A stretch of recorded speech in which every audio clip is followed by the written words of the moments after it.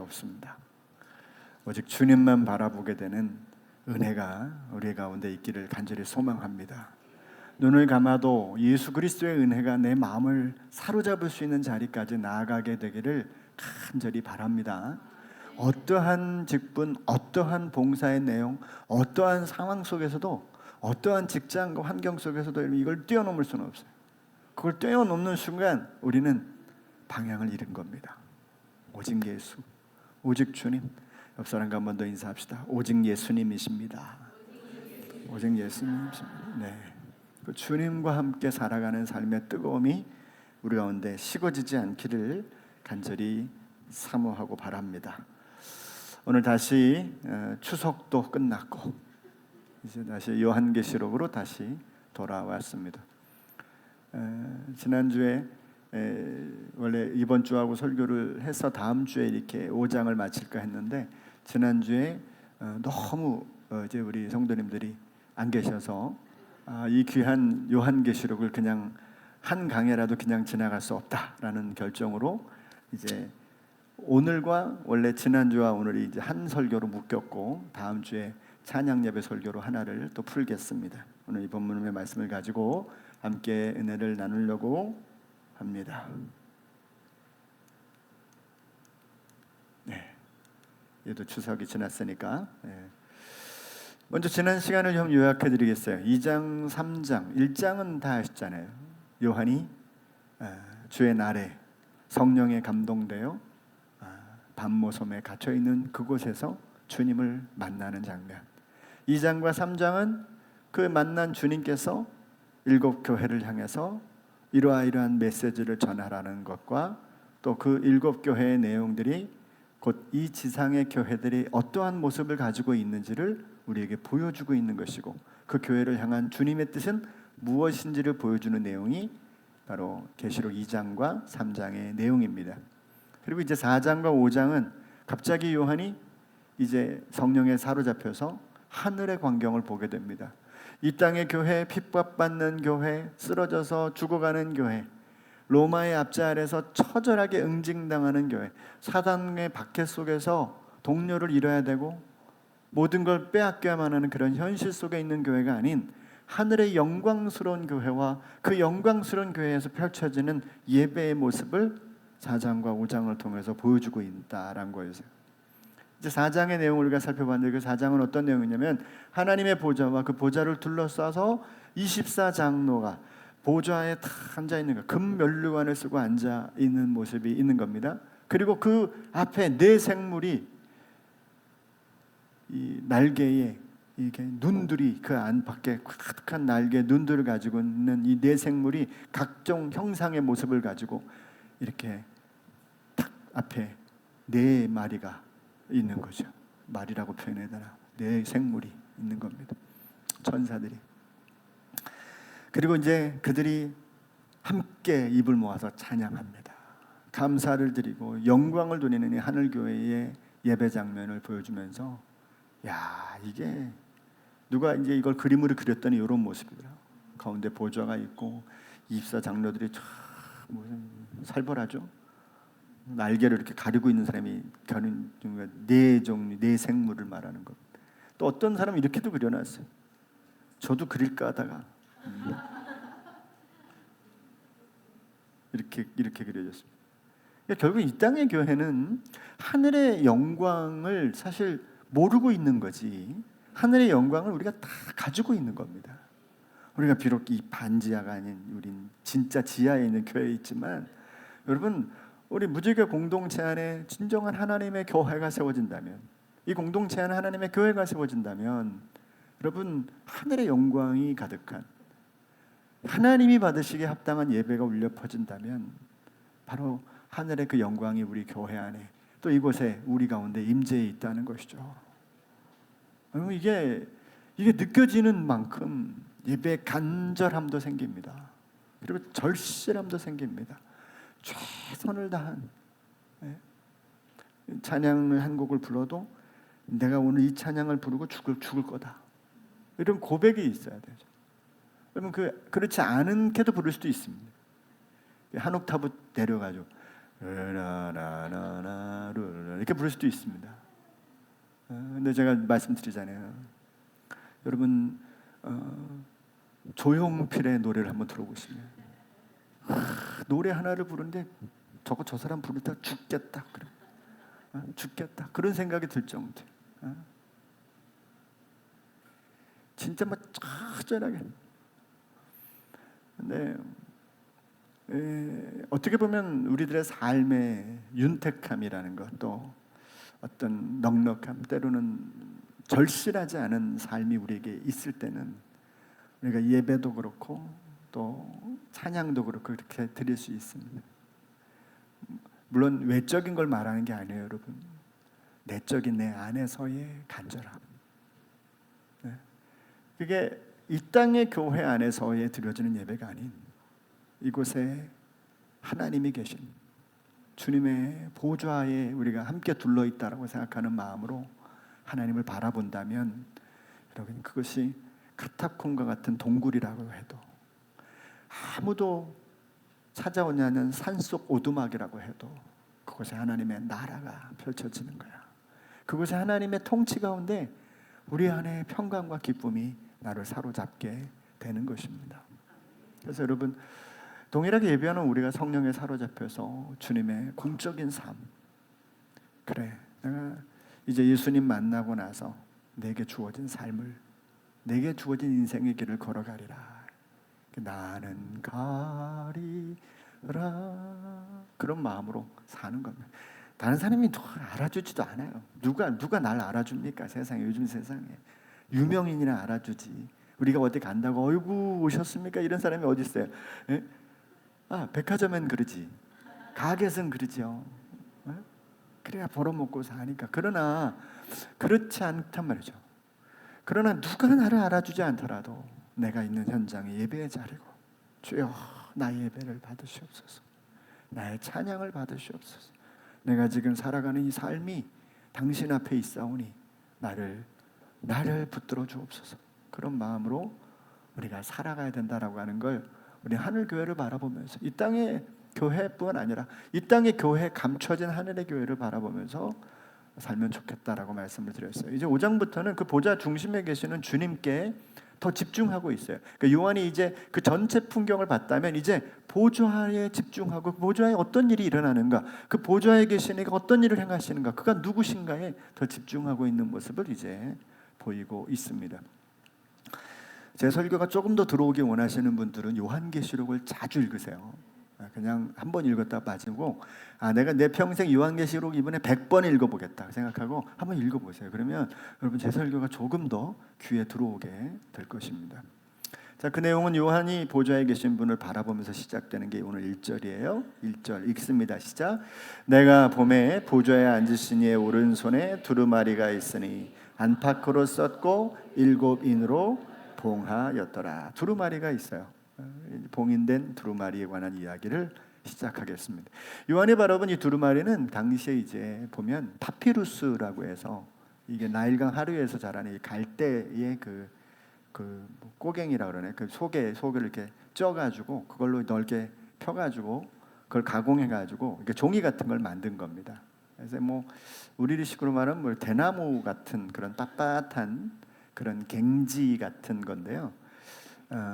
이렇게 결이 보이죠. 날줄과 씨줄의 결이 이렇게 보일 정도로 그런 이제 종이를 말하는 겁니다. 이제 그것을 이제 연결하는 데 권봉이라 해서 책을 읽는 동그란 봉을 하나 두고 그 양쪽으로 이렇게 말면 이렇게 둘둘둘둘 이렇게 말려지게 되는 게 바로 이제 그 당시에 두루마리. 오늘날로 보면 책이겠죠. 이게 이렇게 돼 있습니다. 그래서 이 한 장을 보면 이렇게 요게 지금 줄이 써 있잖아요. 여기 한 7cm 정도 된다 그래요. 그리고 높이는 한 25cm, 너비는 한 20cm 정도예요. 크지 않죠, 작죠. 요걸 이렇게 쭉 연결해서 붙여가지고 책을 만드는 겁니다. 그래서 여기 지금 기록된 내용들을 보면 약 한 2cm 정도 차이로 이렇게 줄이 나열돼가지고 이제 글을 쓰게 돼 있는 겁니다. 그래서 가로세로 약 20cm에서 25cm 정도가 돼서 유다서는 한 장에 들어간다고 해요. 유다서가. 그러니까 성경의 빌레몬서나 이런 요한2서, 요한3서는 한 장에 들어가고 이제 좀 긴 로마서는 한 3.5m 정도 길이가 된대요. 그리고 이제 계시록은 4.6m 더 길죠. 이렇게 길게 말아가지고 이렇게 돼 있다고 합니다. 자, 요한이 본 이 두루마리에 두 가지 특징이 있어요. 뭐죠? 하나는 이게 보통 안에만 쓰는데 안팎으로 쓰는 거예요. 이게 안팎에 써 있다는 거죠. 안팎에. 그러니까 그만큼 내용의 분량이 많은 것이고, 두 번째는 보통 이렇게 끈으로 묶어서 그 매듭에 봉인을 하게 되는데 이거는 이 7군데나 봉인을 했다는 거예요. 보통 그 당시에 유서나, 그러니까 돌아가시는 고인 되기 전에 자기의 유문을 남길 때 이렇게 7봉인을 했다고 하는 자료가 있긴 합니다만은 어쨌든 굉장히 중요한 자료인 것처럼, 어떻게 보면 이거는 한마디로 표현하면 비밀과 같은 그런 책으로 보여진다라고 하는 거예요. 내용이 많이 기록되어 있는데 그것이 7봉인으로 인으로 봉인되어 있어서 아무도 그것을 이제 떼어가지고 확인할 길이 없을 정도로 그렇게 단단하게 봉인된 비밀의 책처럼 두루마리가 이 보좌에 계신 이의 손에 들려 있단 말입니다. 내용상 그렇습니다. 자, 그런데 요한은 그 상황 속에서 이 봉인이 풀려야 된다라고 하는 확신을 갖고 있는 거예요. 저게 풀려야만 해. 저게 뭔가 저기 쓰여져 있는 책이 풀려야만 뭔가 살아날 것 같고 뭔가 살아야 되는 것 같은 느낌을 받는 거예요. 그런데 이걸 누가 풀어야 되는지, 누가 풀 수 있겠냐고 묻지만 아무도 풀 수 있는 자가 없다라고 하는 상황이 연출이 됩니다. 그러니까 결국 이 봉인이 풀 수 없게 된다는 사실을 요한이 깨닫고는 이게 막 탄식에 가까운 눈물을 흘리기 시작합니다. 그런데 장로 중 하나가 그에게 다가와서 그를 위로하면서 뭐라고 얘기했냐면, 유대 지파의 사자 다윗의 뿌리이신 메시아가 그 일을 하신다. 원래 여기 성경에는 메시아란 말은 없어요. 그런데 보통 구약 시대에는 유대 지파의 사자, 그러면 이게 이제 창세기에 나와 있는 내용으로, 또 이사야서에 나와 있는 내용으로 그가 바로 메시아라는 사실을 증명해 주는 이야기입니다. 자, 그럼 보세요. 지금 요한이 보좌를 가만히 보는데 보좌에 계신 이게 두루마리가 있어요. 안팎으로 가득 글이 써져 있고 7봉인이 되어 있는데 이 봉인을 풀어야만 하는데 풀 길이 없어. 그 어떤 누구도 풀 수 있는 자격도 없어요. 그래서 울고 있는데 장로가 와서, 그 24장로 중에 한 사람이 와서 울지 말라고, 유대 지파의 사자 그리고 다윗의 뿌리가 바로 뿌리에서 나신 이가 이걸 봉인을 해줘야 할 거다, 이렇게 얘기해 주는 거예요. 그러니까 문제가 해결이 되는 거죠. 자, 여기서 이제 여러 가지 과연 이 두루마리가 뭔지 복잡하고 어려워지기 시작합니다. 그런데 저는 이걸 어떻게 풀고 싶냐면, 이 사건은 미래에 일어날 어떤 일을 알려주기 위한 두루마리라기보다는 이건 요한계시록을 다른 책으로 완전히 만들어버리는 이유가 됩니다. 지금까지 펼쳐왔던 신약과 구약, 그리고 그 속에서 펼쳐왔던 수많은 사건들이 만약에 그 안에 담겨 있다고 한다면 가장 원만하고 바람직한 해석이 아닐까 생각이 돼요. 물론 여러 종류의 해석들이 있겠습니다만은 과연 이 두루마리가 뭘까 잘 몰라요. 그러나 이 두루마리를 여실 분이 메시아다라고 하는 사실을 생각해 보면, 바로 이것은 예수 그리스도가 이 땅에 오셔서 이루신 놀라운 구원의 역사, 구약과 신약을 아우르는 그 모든 전체의 역사가 이 두루마리 안에 담겨 있는 듯한 느낌을 지울 수가 없다는 거예요. 그렇게 보는 게 가장 바람직하다, 저는 그렇게 개인적으로 생각을 합니다. 자, 이 두루마리를 구약과 신약으로 본다면 계시록이 자연스럽게 연결돼요. 왜? 지금까지 있었던 수많은 사건들은 이제 예수 그리스도를 통하여 우리에게 완성되고 구원의 역사가 이루어진 거니까. 자, 보세요. 요한이 그 두루마리에 봉인된 걸 풀 자가 없다고 생각하고 왜 울었을까요? 요한은 그 내용을 알고 있었던 것이. 그렇지 않을까요? 저 안에 내용이 뭔지 알고 있는 거예요. 저게 풀려야만 하는 거예요. 저게 풀어져야만 하는 거예요. 자, 거꾸로 생각하면 이런 거죠. 인류의 모든 역사의 수건은 뭡니까? 죄로부터의 구원. 멸망받을 이 세상 가운데서 하나님의 놀라운 구원이 나타나는 것을 간절히 바라는 것밖에 없는 거잖아요. 그죠? 그런데 그것을 이룰 자가 없는 거예요. 세상 어디에도. 천상에도 없고 천하에도 없고 땅 아래에도 없는 겁니다. 그런데 다윗의 뿌리요, 유대 지파의 사자로, 새끼로, 그 창세기 49장의 예언대 그 예언의 말씀대로, 이사야 11장의 예언된 말씀대로 그분이 오셔서 이 구원을 이루어내신 우리가 가지고 있는 예수 그리스도를 통한 이 완전한 구원과 연결되면 요한이 기뻐하는 것과 그리고 그 내 안에 담겨진 내용은 자연스럽게 우리에게 연결된다는 거죠. 근데 대부분 요 두루마리에 담겨진 내용이 미래에 펼쳐질 어떤 내용으로 해석하는 분들이 있죠. 그러면 이게 펼쳐지는 게 이제 기대가 되는 거지. 펼쳐지면 이제 난리 나는 거예요. 뭐가 하나 펼쳐져서 갑자기 말과 그 탄자가 나타난 거나 뭐 이러면 벌써 이게 도대체 누구냐? 이런 것부터 찾기 시작하는 거죠. 복잡해지는 겁니다. 그러나 신구약 전체 속에서 이루어지는 것으로 바라보면 일이 좀 쉬워지죠. 전체적으로 다 연결이 다 되어지는 과정이 있다는 거죠. 그래서 이 봉인을 떼기 합당한 어린 양에 대한 이야기를 좀 이어가야 됩니다. 우리는 본장에서 예수 그리스도에 대해서 아주 구체적으로 이제 좀 알게 되는데요. 예수님은 본질상 하나님이시죠. 아멘이십니까? 그분은 하나님이십니다. 이게 세상에서는 도무지 이해될 수 없는 얘기예요. 예수가 신이냐? 이 질문이죠. 뭐 유튜브들 보면 막 토론하는 뭐 그런 공간이나 이런 그 지식을 알려주는 공간에 보면 결국 이 싸움입니다. 예수를 신으로 보느냐 안 보느냐 이 싸움입니다.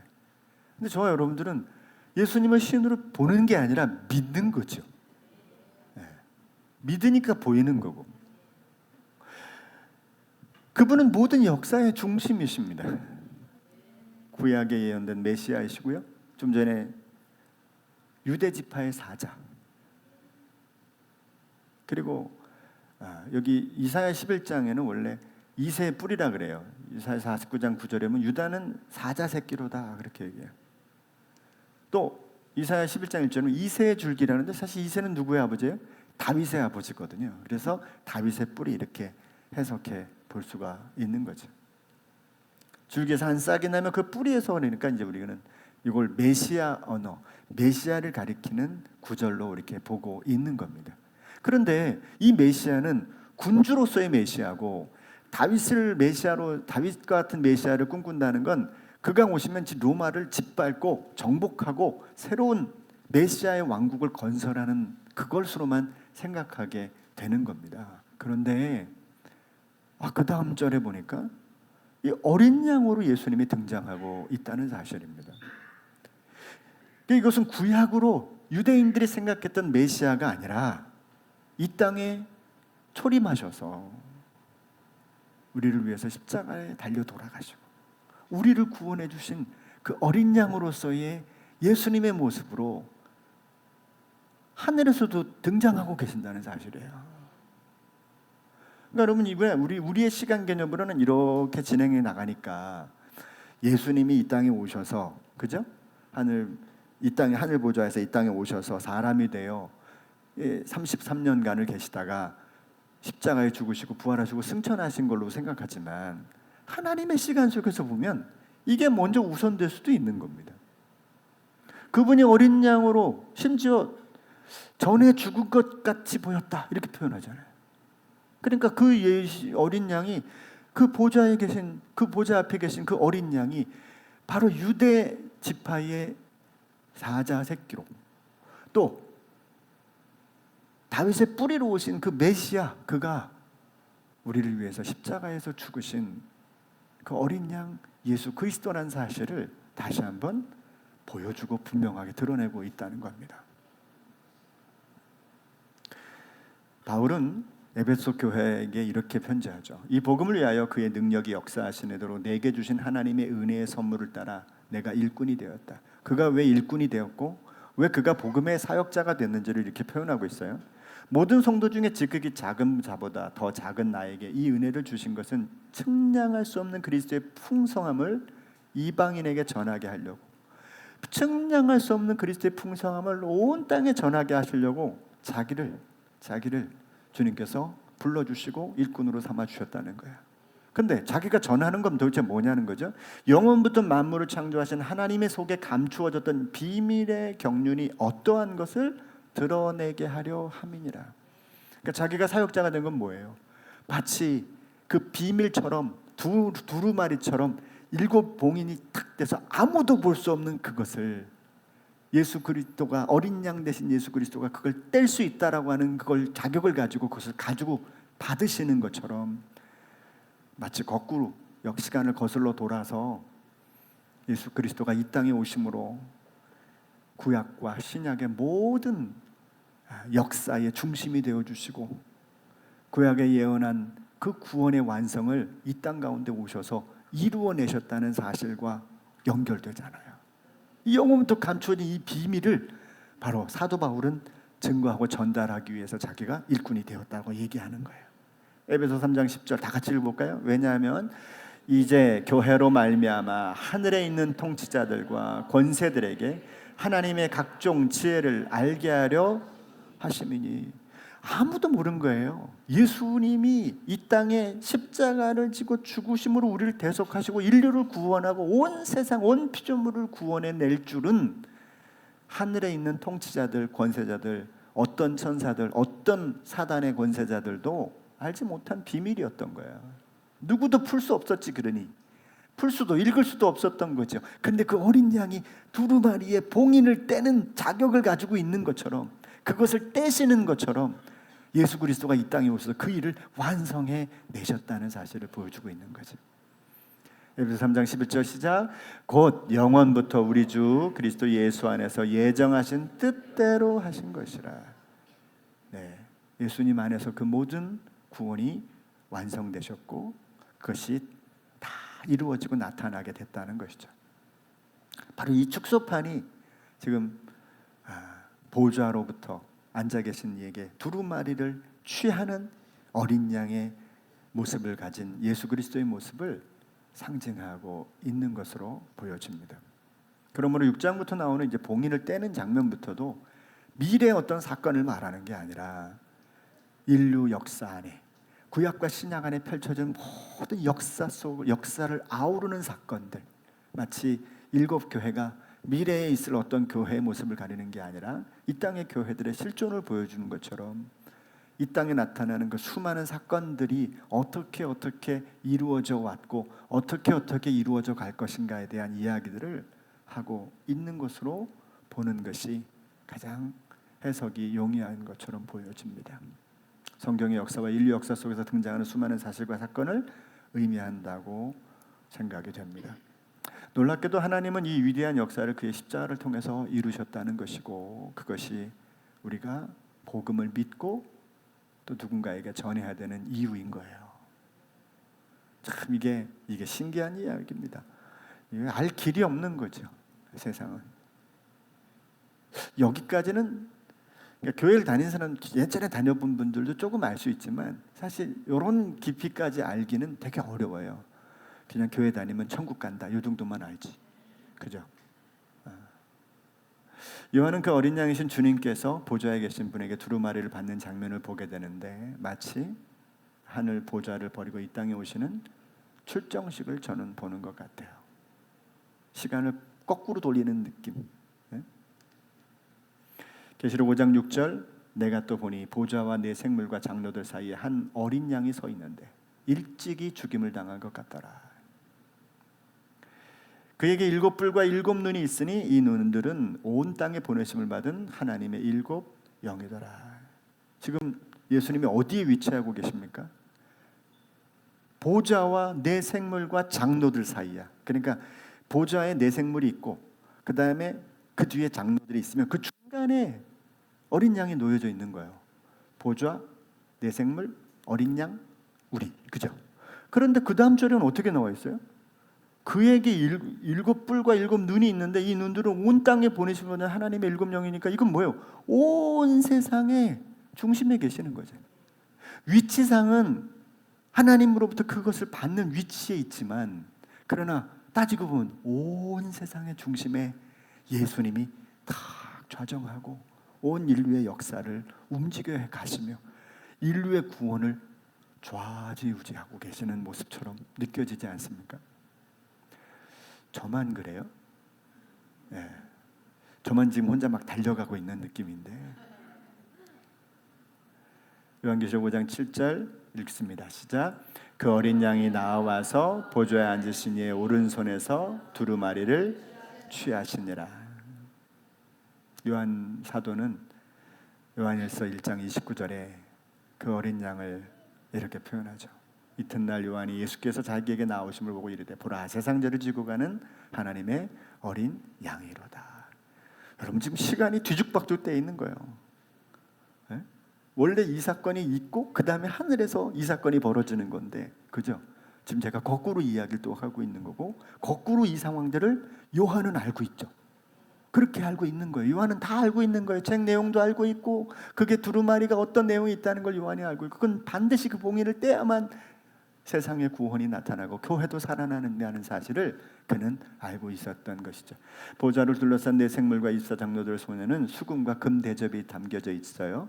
여기서는 우리 검은고라고 표현했죠. 검은고. 그런데 이제 찬양을 위한 악기죠. 우리가 주로 많이 다루는 요걸 여기가 지금 검은고라고 얘기한 겁니다. 제일 많이 여러분 표정이 보죠. 수금. 요걸 얘기하는 거고요. 금 대접에 담긴 향은 성도들의 기도라고 말씀하고 있습니다. 계시록 5장 8절 그 두루마리를 취하시며 네 생물과 24장로들이 그 어린 양 앞에 엎드려 각각 검은고와 향이 가득한 금대접을 가졌으니, 금대접이라는 건 이만한 뭐라고 해요? 우리 냉면 그릇 같은 것이죠. 그 금대접으로 이 향은 성도들의 기도다 그렇게 표현합니다. 신구약 성경의 역사가 시작되는 장엄한 순간에 우리는 두 가지 상황이 펼쳐지고 있다는 것을 보게 돼요. 하나는 뭐냐면 하나님을 그 놀라운 역사에 대한 찬양과 감사가 검은고를 통해서 울려 퍼지고 있다는 느낌을 받고요. 다음 9절부터 이제 찬양이 나오잖아요. 새 노래가 나옵니다. 당연히. 그리고 이제 두 번째는 현재 상황에 대한 기도가 그 안에 표현되어 있다라고 하는 겁니다. 이것이 바로 요한계시록의 성경 전체를 포함할 뿐 아니라 거기에 더 추가된 내용. 그러니까 그 두루마리가 신구약 전체라고 한다면 이제 지금 현재에서 필요한 건 우리에게 구원을 주신 그 하나님의 은혜의 감사의 찬양을 돌리고, 지금 당면한 교회가 힘들고 어려운 속에서 처절한 상황에서 하나님께 간절히 부르짖어 기도하는 기도의 향이, 한번 생각해 보세요. 향수가 있잖아요. 향수가, 그죠? 향수가 이렇게 액체가 되어 있습니다. 그걸 뿌리면 우리 속에 옵니다. 이렇게 뿌려지죠. 근데 이건 거꾸로잖아. 그 향들이 모여서 대접 안에 향이 되어 있는 거예요. 그러니까 얼마나 많은 기도의 탄원들이, 얼마나 많은 억울함의 탄식들이 그 안에 세상의 성도들로부터, 당시의 성도들로부터 울려 퍼져서 지금 그 대접 안에 그대로 담겨져 있을까 한번 생각해 보게 되는 것입니다. 말씀이 좀 길어졌는데요. 말씀에 적용을 하고 말씀을 마치겠습니다. 자, 첫째는 성도의 실제에 관련된 말씀인데요. 오늘 본문의 말씀을 보면서 저는 세 가지를 발견합니다. 첫째는 성도는 이 봉인된 비밀을 깨달은 자다라고 하는 정의를 좀 드리고 싶습니다. 요한은 그 안의 내용을 이미 알고 있지만 시간을 거꾸로 흘러가듯이 이 봉인이 풀려야 세상이 살고 믿는 자들이 산다는 걸 보여주고 있습니다. 에베소 1장 9절을 보면 이렇게 표현합니다. 바울이 그 뜻의 비밀을 우리에게 알리신 것이요 그의 기뻐하심을 따라 그리스도 안에서 때가 찬 경륜을 위하여 예정한 것이니, 곧 계시로 내게 비밀을 알게 하신 것은 내가 먼저 간단히 기록함과 같으니 그것을 읽으면 내가 그리스도의 비밀을 깨달은 것을 너희가 알 수 있으리라. 바울은 이 성경의 전체의 그리스도의 사건을 비밀로, 영원전부터 감춰진 비밀로 그렇게 드러내고 있고요. 그 비밀이 이제 예수 그리스도를 통해서 우리에게 깨달아 알게 된 것이니 이제 그것을 우리는 전달하고 나누게 됐다는, 그래서 에베소 6장 19절에 에베소 교인들에 대해서 바울이 이렇게 부탁을 하죠. 같이 읽어봐요. 시작. 또 나를 위하여 구할 것은 내게 말씀을 주사 나로 입을 열어 복음의 비밀을 담대히 알리게 하옵소서 할 것이니, 부탁을 하잖아요. 그러니까 복음의 비밀이, 우리가 성도는 과연 누굴까? 두루마리를 그 봉인된 그것을 여는 예수 그리스도, 이 엄청난 비밀의 사건은 우리는 알고 있는 자들인 겁니다. 복음을 알아야 전하고 아는 만큼 살고 나누게 되는 거 아니겠습니까? 성도는 특별한 존재는 아니지만 복음을 깨달은 이 복음의 비밀을 아는 이상 우리는 특별한 존재일 수밖에 없다라고 저는 믿어요. 왜? 그 복음의 비밀을 아는 자들이니까. 그렇다면 여러분, 그 복음의 비밀을 보여줄 자도 저와 여러분이라는 사실입니다. 읽는 것을 넘어 그래서 믿고 따르는 자들로 우리가 나가야 된다라고 생각해 볼 수가 있는 거죠. 계시록 22장 7절 다 같이 읽습니다. 시작. 보라, 내가 속히 오리니 이 두루마리의 예언의 말씀을 지키는 자는 복이. 다시 예언의 말씀, 이 두루마리 예언의 말씀을 지키는 자, 이게 새로운 말씀이 아니고 그동안 예수 그리스도를 통하여 이루신 하나님의 모든 말씀이라고 보여지는 것입니다. 기억하십시오. 우리는 먼저 믿고 말씀을 읽는 것이지 말씀을 읽고 믿는 게 아니에요. 여러분, 성경을 다 읽고 예수님 믿은 사람이 있습니까? 그렇지 않아요. 어느 날 말 한마디로 예수님을 믿어요. 어느 날 갑자기 예수님을 믿게 돼요. 그리고 나서 성경을 읽는 거잖아요. 그죠? 우리는 하나님의 그 놀라운 비밀을 그래서 가지고 있고 믿고 있는 자들이 되었다라고 하는 겁니다. 둘째는 역사에 관한 것입니다. 예수 그리스도가 역사의 중심이다라고 하는 사실을 우리가 본문을 통해서 보여줍니다. 지금의 역사를 보거나 시대의 역사를 봐도 여러분, 정의가 이기는 순간은 별로 없죠.